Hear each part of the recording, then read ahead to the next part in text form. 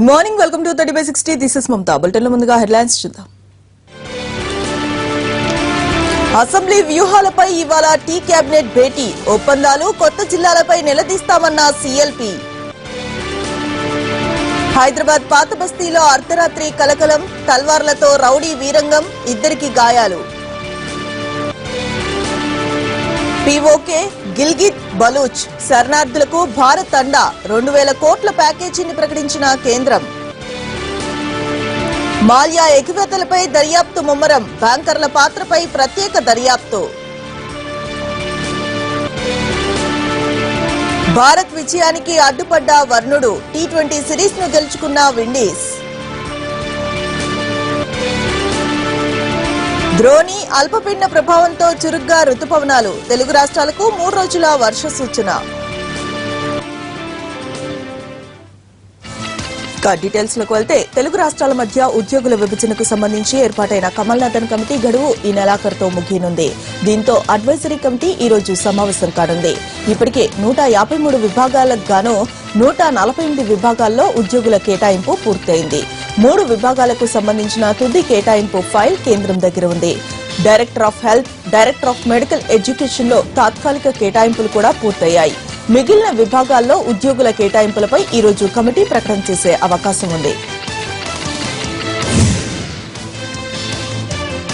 తెలంగాణ మంత్రివర్గం ఈ రోజు సమావేశమవుతోంది. రేపటి నుండి జరిగే అసెంబ్లీ సమావేశాల్లో అనుసరించాల్సిన వ్యూహంపై భేటీలో చర్చించే అవకాశం ఉంది. జీఎస్టీ బిల్లును ఆమోదించేందుకే ఈ సమావేశాలు జరుగుతూ ఉన్నాయి. దీంతో ఇదే అంశంపై కేబినెట్ చర్చించనుంది.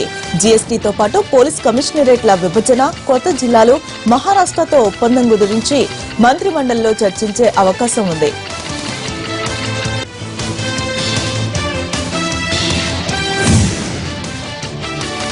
మహా ఒప్పందం వల్ల తెలంగాణకు ఎలాంటి అన్యాయం జరగబోదంటూ సర్కార్ జనాన్ని మోసం చేస్తుందని ఆరోపిస్తూ ఉంది తెలంగాణ టీడీపీ. తన బంధువుల భూముల్ని ముంపు నుంచి తప్పించేందుకు పాములపర్తి రిజర్వాయర్ సామర్థ్యాన్ని తగ్గించారని విమర్శించిన తెలుగుదేశం పార్టీ సర్కార్ తీరును నిరసిస్తూ ఇవాళ హైదరాబాద్ లో జలసౌదా ముట్టడికి పిలుపునిచ్చింది.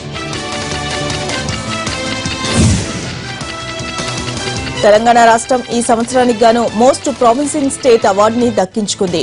ప్రతి ఏటా సిఎన్బిసి టీవీ18 నిర్వహించే ఇండియా బిజినెస్ లీడర్ అవార్డ్స్ లో భాగంగా తెలంగాణకు ఈ అవార్డుని ప్రకటించారు. తెలంగాణ ప్రభుత్వం చేపట్టిన వినూత్నమైన పారదర్శక విధానాలను పరిగణలోనికి తీసుకున్న సిఎన్బిసి రాష్ట్రానికి ఆ అవార్డును ప్రకటించింది. రేపు ఢిల్లీలో జరిగే ప్రత్యేక కార్యక్రమంలో మంత్రి కేటీఆర్ ఈ అవార్డుని అందుకుంటారు.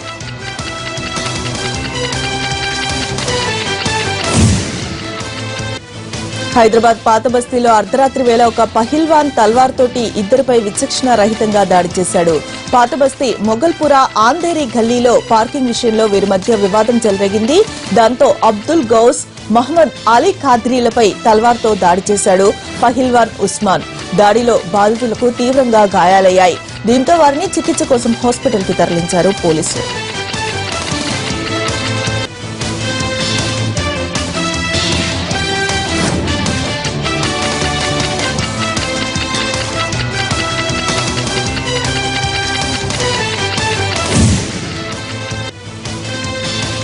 తిరంగా యాత్రలో భాగంగా హైదరాబాద్ లో స్వాతంత్ర సమరయోధుల్ని సన్మానించారు కేంద్ర మంత్రి పురుషోత్తం రూపాలా.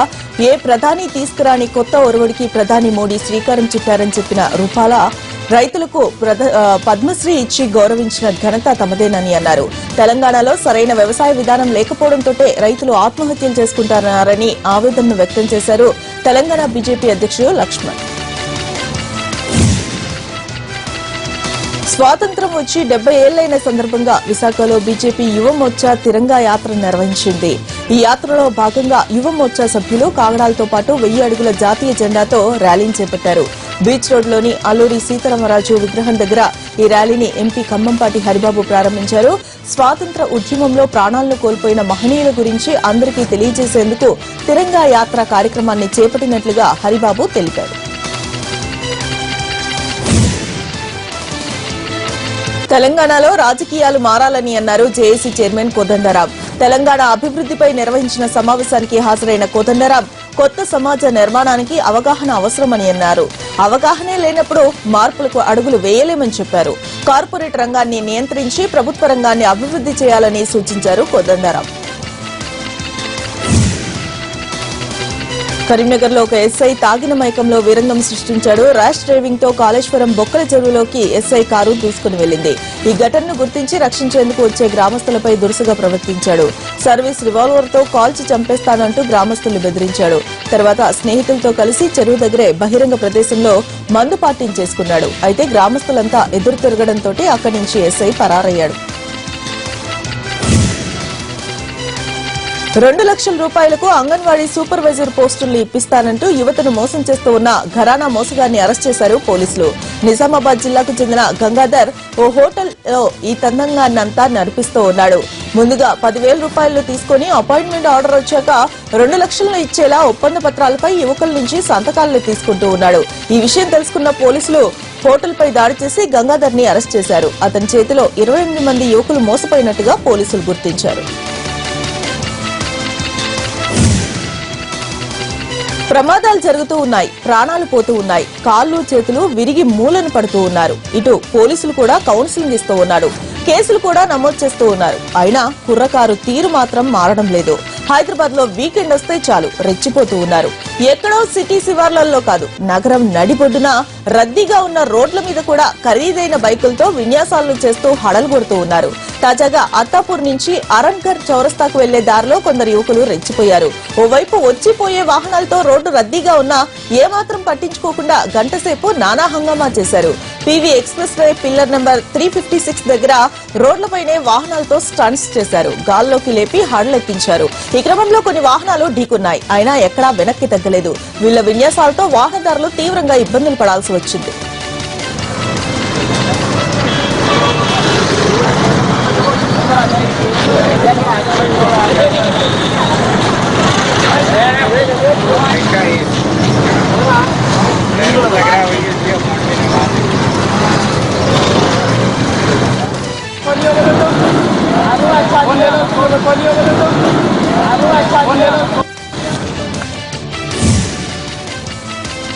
నల్గొండ జిల్లా నేరేడుచర్ల మండలంలో ఒక ఇంట్లో అక్రమంగా దీపావళి బాంబుల్ని తయారు చేస్తూ ఉండగా పేలుడు సంభవించింది. ఈ పేలుడుతో 2 వ్యక్తులు తీవ్రంగా గాయపడ్డారు. వెంటనే వారిని దగ్గరలో ఉన్న ఏరియా ఆసుపత్రికి తరలించారు. నాగిరెడ్డి అనే వ్యక్తి ఇంట్లో సుమారు 5 లక్షల విలువ చేసే బాంబుల్ని తయారు చేసేందుకు మందుగుండు సామాను ఇంకా ఇంట్లోనే ఉంది. అది కూడా పేలి ఉంటే భారీ ప్రమాదం జరిగి ఉండేది. పేలుడు సంభవించిన వెంటనే ఇంటి యజమాని నాగిరెడ్డి అక్కడి నుంచి పరారయ్యాడు. శ్రీకాకుళం పట్టణంలోని పెద్దపాడు ప్రాంతంలో పోలీసులు కార్డన్ సెర్చ్ ఆపరేషన్ను నిర్వహించారు. ఎస్పీజే బ్రహ్మారెడ్డి ఆధ్వర్యంలో నిర్వహించిన ఈ తనిఖీల్లో గ్రామంలోని ప్రతి ఇంటిని తనిఖీ చేసి ఆయా ఇళ్లలో ఉంటున్న వారి వివరాలను ఆరా తీశారు. స్థానికంగా ఉంటున్న వారితో పాటు ఇతర ప్రాంతాల నుంచి వచ్చి నివాసం ఉంటున్న వారి వివరాలను అడిగి తెలుసుకున్నారు. కార్డన్ సెర్చ్ లో భాగంగా పెద్దపాడు గ్రామంలో భారీగా పోలీసులు మోహరించడంతో స్థానికులు ఉలిక్కిపడ్డారు. గ్రామీణ ప్రాంతం కావడం, పోలీసులు ఆకస్మిక తనిఖీలు చేయడంతో ఏం జరుగుతుందో తెలియక భయపడ్డారు. కొందరు పోలీసులతో వాగ్వాదానికి దిగడంతో వారిని అదుపులోకి తీసుకున్నారు. వారితో పాటు ఎటువంటి పత్రాలు లేకుండా ఉంచిన పలు బైకులను గుర్తించి స్టేషన్ కు తరలించారు. ఉపాధి హామీ పథకంలో అధికారులు అవినీతికి పాల్పడ్డారంటూ 3 సిబ్బందిని గ్రామ పంచాయతీలో నిర్బంధించారు. వరంగల్ జిల్లాలోని నెల్లికుదురు మండలం వావిలాల గ్రామంలో ఈ ఏడాది 33 లక్షల ఉపాధి హామీ పథకం పనులను చేశారు. అందులో 19 లక్షలు అధికారులే స్వాహా చేశారని ఆరోపిస్తూ field assistant, technical assistant, computer operator ను రూమ్ లో బంధించి కార్యాలయం ముందు ధర్నాకు దిగారు గ్రామస్తులు. ఉపాధి హామీ నిధులపై సమగ్ర విచారణ జరిపించాలని డిమాండ్ చేశారు.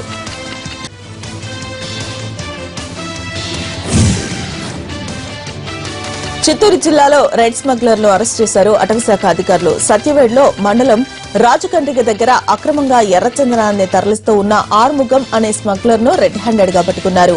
రాజు కండ్రిగ వద్ద అనుమానాస్పదంగా కనిపించిన కారును ఆపి తనిఖీలను నిర్వహించిన పోలీసులు అందులో తరలిస్తూ ఉన్న 27 దుంగలను స్వాధీనం చేసుకున్నారు. కారుతో సహా దుంగలను సీజ్ చేసి స్టేషన్ కు తరలించారు. పట్టుకున్న దొంగల విలువ దాదాపు 10 లక్షల వరకు ఉంటుందని ఫారెస్ట్ అధికారులు చెబుతూ ఉన్నారు.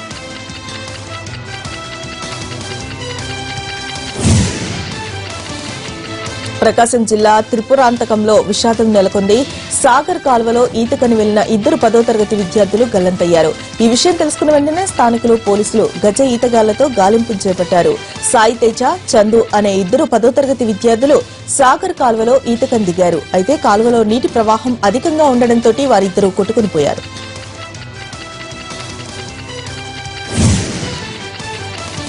30/60లో ఇప్పుడు షార్ట్ బ్రేక్.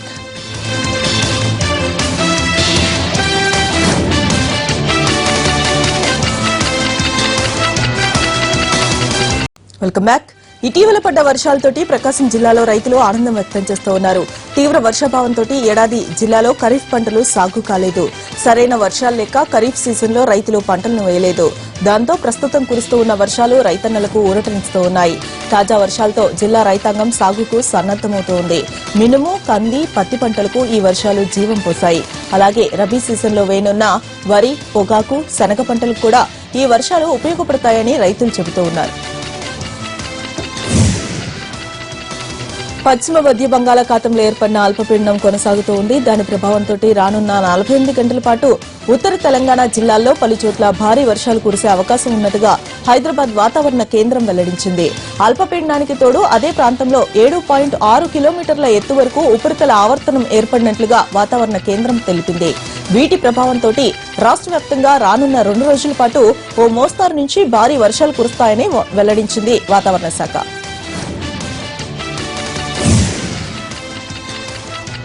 సరైనోడుగా ఈ ఏడాది ప్రేక్షకుల ముందుకు వచ్చిన స్టైల్ స్టార్ అల్లు అర్జున్ త్వరలో దువ్వాడ జగన్నాథం డీజేగా ప్రేక్షకుల ముందుకు వస్తూ ఉన్నాడు. హరీష్ శంకర్ దర్శకత్వం వహిస్తూ ఉన్న ఈ చిత్రానికి దిల్ రాజు నిర్మాతగా వ్యవహరిస్తూ ఉన్నారు. చిత్ర లోగోను సోషల్ మీడియా ద్వారా అభిమానులతో పంచుకున్నారు. రాకింగ్ స్టార్ దేవిశ్రీ ప్రసాద్ ఈ సినిమాకు మ్యూజిక్ ను అందిస్తూ ఉన్నారు.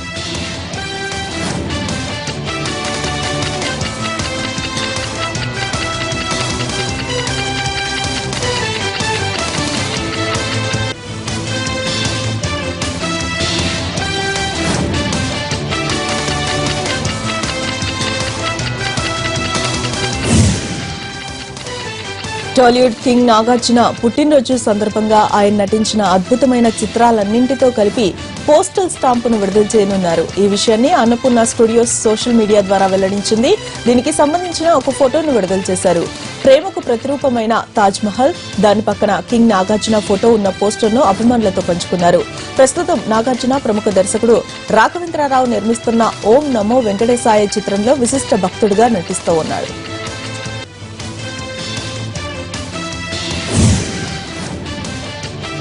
వెంకటేశ్వర్ని భక్తుడు హతీరాం బాబాగా అక్కినేని నాగార్జున నటిస్తున్న భక్తిరస చిత్రం ఓం నమో వెంకటేశాయ నాగార్జున పుట్టినరోజు సందర్భంగా వెంకటేశ్వర్ని ప్రార్థించే ఫస్ట్ లుక్ ను విడుదల చేశారు.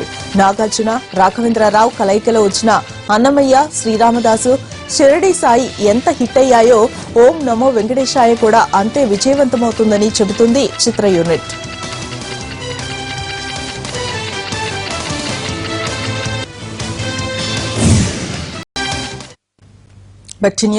ఢిల్లీ నుంచి అమెరికాలోని శాన్ ఫ్రాన్సిస్కో వెళ్లే ఎయిర్ ఇండియా విమానాలు త్వరలో పసిఫిక్ మహాసముద్రం మీదుగా ప్రయాణించనున్నాయి. దీనికి సంబంధించిన కొత్త మార్గానికి డీజీసీఏ అనుమతి ఇచ్చింది. నవంబర్ నుంచి వారానికి 6 విమానాలు ఢిల్లీ, శాన్ ఫ్రాన్సిస్కోకి రాకపోకలు సాగించనున్నాయి. కొత్త మార్గం వల్ల సమయం, ఇంధన ఖర్చులు నియంత్రించడంతో పాటు ప్రయాణికుడికి సుఖవంతమైన ప్రయాణం కలిగించేందుకు ఈ నిర్ణయం తీసుకుంది ఎయిర్ ఇండియా.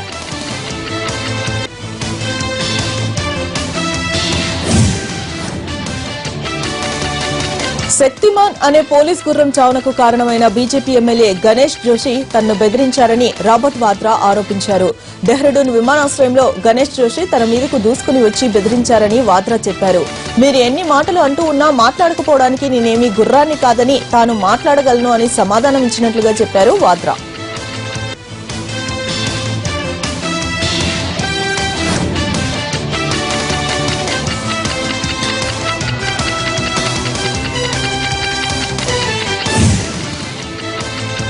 మోడీ ప్రభుత్వం కీలక నిర్ణయం తీసుకుంది. పాక్ ఆక్రమిత కాశ్మీర్, గిల్గిత్, బలూచిస్తాన్ నుంచి భారత్ కు శరణార్థులుగా వచ్చిన వారికి కేంద్రం 2,000 కోట్ల రూపాయల సహాయక ప్యాకేజీని ఇవ్వనుంది. మొత్తం 36,348 కుటుంబాలను కేంద్రం ఇప్పటికే గుర్తించింది. ఒక్కో కుటుంబానికి 5.5 లక్షల రూపాయలు చెల్లిస్తారు.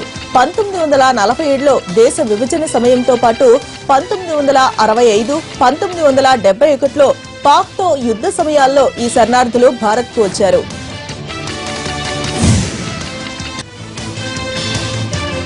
ఏడేళ్ల కిందట పాకిస్తాన్ లో శ్రీలంక క్రికెటర్లపై దాడి చేసిన 3 ఉగ్రవాదులు హతమయ్యారు. మృతి చెందిన ఉగ్రవాదుల్ని జుబైర్ అలియాస్ నాయక్ మహ్మద్, అబ్దుల్ వాహబ్, అద్నాన్ అర్షాద్, అటీకర్ రెహమాన్ గా గుర్తించినట్టుగా అధికారులు వెల్లడించారు.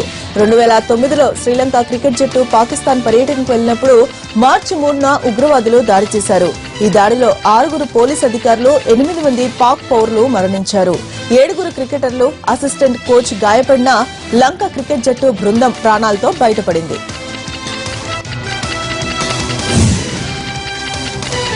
టర్కీలోని డియార్ బకీర్ విమానాశ్రయంలో కుర్దిష్ ఉగ్రవాదులు మెరుపు దాడికి పాల్పడ్డారు. ఎయిర్పోర్ట్ సమీపంలోని పోలీస్ కంట్రోల్ పోస్టు వద్ద మెరుపు దాడిని చేయడంతో నగరమంతా పేలుళ్లతో దద్దరిల్లింది. పేలుడు దాడికి పరిసర ప్రాంతాల్లో నిలిపి ఉన్న వాహనాలన్నీ తునాతునకలయ్యాయి. దాడి జరిగిన ప్రాంతాలను పోలీసు అధికారులు తమ ఆధీనంలోకి తీసుకుని వెంటనే సహాయక చర్యల్లో చేపడుతూ ఉన్నారు.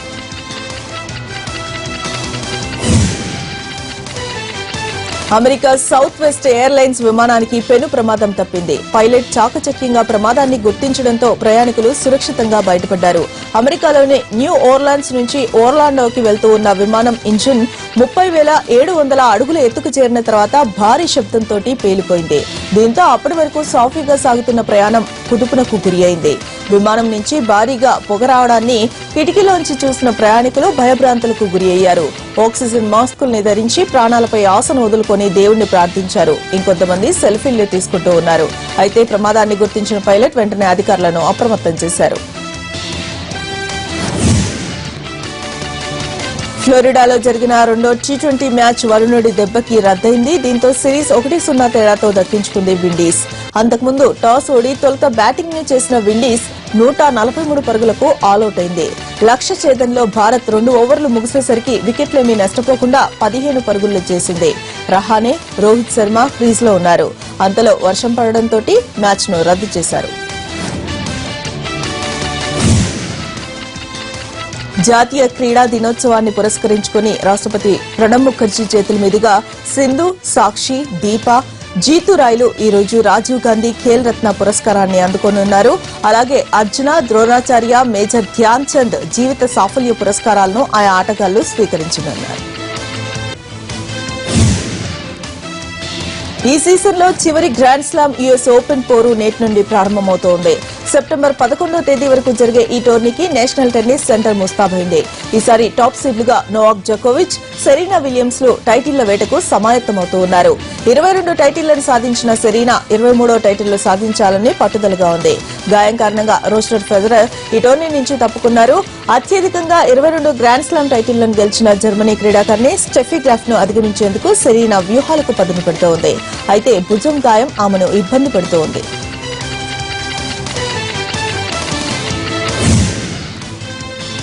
రియో ఒలింపిక్స్ లో కాంస్య పథకం సాధించిన రెజ్లర్ సాక్షి మాలిక్ ఈ ఏడాది మ్యారేజ్ చేసుకోబోతోంది. అది కూడా సహచర రెజ్లింగ్ ఆటగాడిని. ఒక పత్రికకు ఇంటర్వ్యూ ఇచ్చిన సాక్షి తన మ్యారేజ్ గురించి మనసులోని మాటను బయటపెట్టింది. తనకు కాబోయే భర్త పేరు వెల్లడించడానికి నిరాకరించిన సాక్షి ఈ ఏడాదే తాము పెళ్లి చేసుకుంటామని వివరించింది. టోక్యో ఒలింపిక్స్ లో పథకం సాధించాలన్న తన సన్నాహాలకు తన పెళ్లి ఏమాత్రం అడ్డు కాబోదని చెప్పింది.